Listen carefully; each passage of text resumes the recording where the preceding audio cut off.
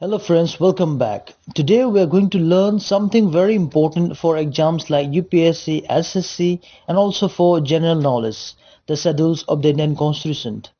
You might heard terms like first schedule, 10th schedule or 12th schedule, but what do they actually mean? Why do we have these schedules? Let's understand in a very simple and detailed way. So let's begin. What are schedules in the Indian Constitution? Think of the Indian Constitution like a big book. To avoid making it bulky with many details, the drafters added certain lists, tables, and extra information in the form of schedules at the end of the Constitution. So, schedules are attachment or appendix of the Constitution that gives details information which support the main articles. For example, Article 1 talk about the Union of India and its state, but the detailed name of all the state and union territory are kept in the first schedule. So, the purpose of the schedule is to make the constitution neat, systematic and easy to read. How many schedules are there in the Indian constitution?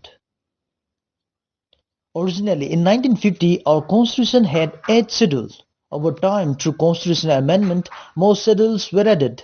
Today, we have 12 schedules. Now let's see in a very detailed way what are the 12 schedules of the Indian Constitution. First schedule. First schedule mentions the name of the state and union territories and also their territorial extent or the boundaries.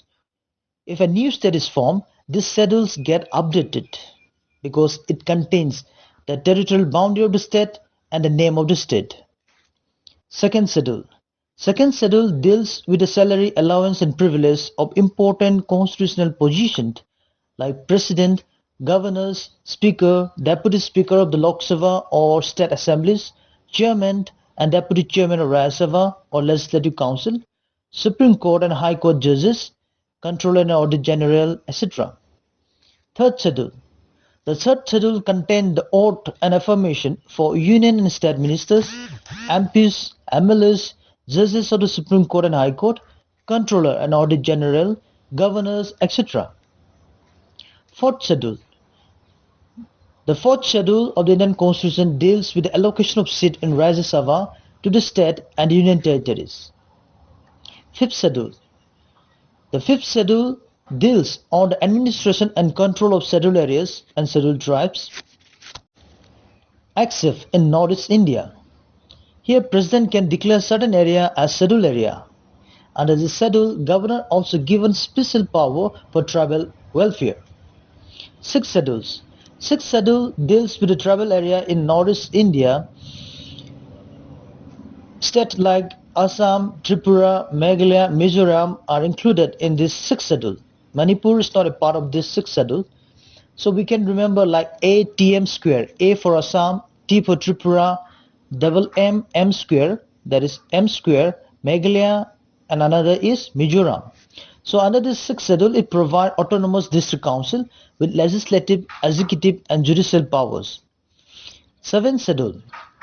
In the seventh schedule of the Indian Constitution, it has 3 lists of subjects: union list, state list and concurrent list. Under the union list, it contains subjects only parliaments can make laws, for example, defense, foreign affairs, banking, etc. State list. State list contains subjects only state legislature can make laws, like police, trade, agriculture, etc. Concurrent list.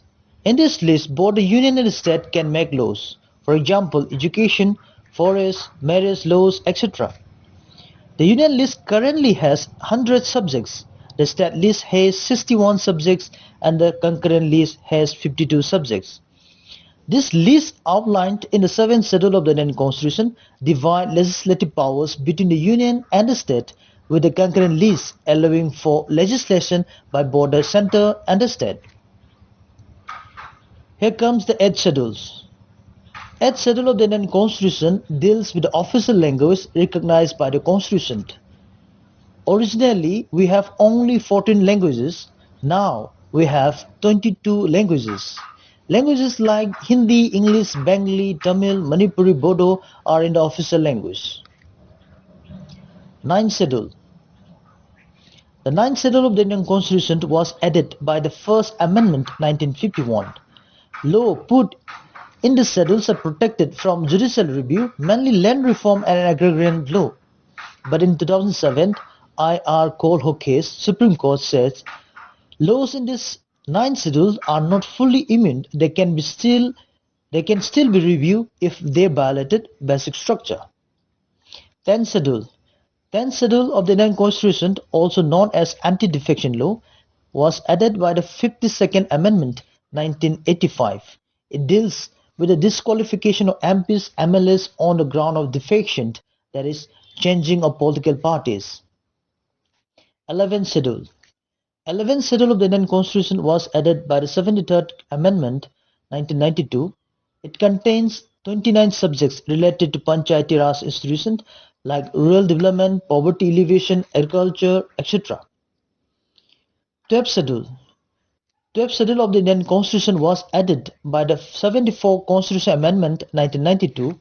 It contains 18 subjects related to municipalities like urban planning, road, water supply, waste management, etc.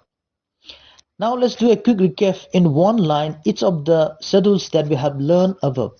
First schedule, State and Union Territories. Second schedule, salaries of the top officials. Third schedule, odd and affirmation. Fourth schedule, seats in the Rajya Sabha. Fifth schedule, schedule areas in tribal area except Northeast India. Sixth schedule, tribal areas in Northeast India. Seventh schedule, union, state and concurrent list. Eighth schedule, languages. Ninth schedule, laws protected from judicial review. 10th schedule, anti-defection law. 11th schedule, Panchayati Raj subjects. 12th schedules, municipalities subjects. So friends, these are the 12 schedules of the Indian Constitution. They make our Constitution well organized and practical. Even when you hear about any amendment or law, changes are one of these schedules get updated. If you are preparing for exams, just remember, schedules are like the backbone of details of the Constitution. If you found this explanation useful, don't forget to like, share and subscribe for more such content.